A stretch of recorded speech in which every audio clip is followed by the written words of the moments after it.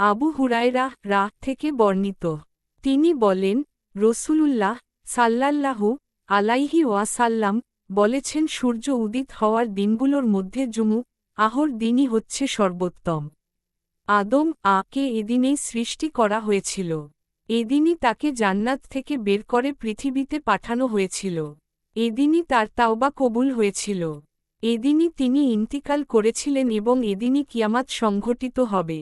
জিন ও মানুষ ছাড়া প্রতিটি প্রাণী শুক্রবার দিন ভোর হতে সূর্যোদয় পর্যন্ত কিয়ামতের ভয়ে ভীত থাকে। এদিন এমন একটি বিশেষ সময় রয়েছে, সালাতরত অবস্থায় কোন মুসলিম বান্দা মহান ও সর্বশক্তিমান আল্লাহর কাছে কোন অভাব পূরণের জন্য করলে মহান আল্লাহ তাকে তা দান করেন। বলেন, এ সময়টি প্রতি 1 বছরে একটি আহর দিনে থাকে। আমি আবু হুরায়রা বললাম, না, বরং প্রতি আহর দিনে থাকে। অতঃপর এর প্রমাণে তাওরাত পাঠ করে বলেন, রসূলুল্লাহ সাল্লাল্লাহু আলাইহি ওয়াসাল্লাম সত্যই বলেছেন। আবু হুরায়রা বর্ণনা করেন, অতঃপর আমি আব্দুল্লাহ ইবনু সালাম এর সাথে সাক্ষাৎ করে বিষয়টি অবহিত করি। সেখানে ও উপস্থিত ছিলেন। আব্দুল্লাহ ইবনু সালাম বললেন, আমি কবুলের বিশেষ সময়টি সম্পর্কে জানি।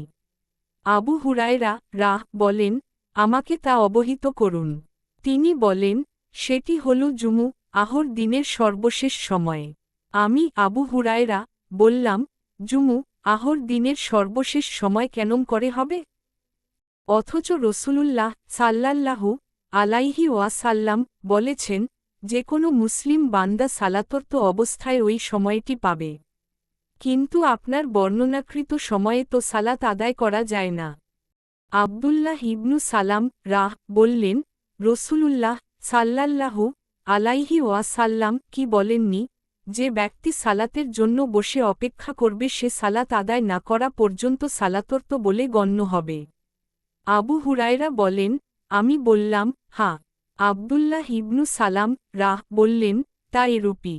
সুনানে আবু দাউদ হাদিস নং 1046।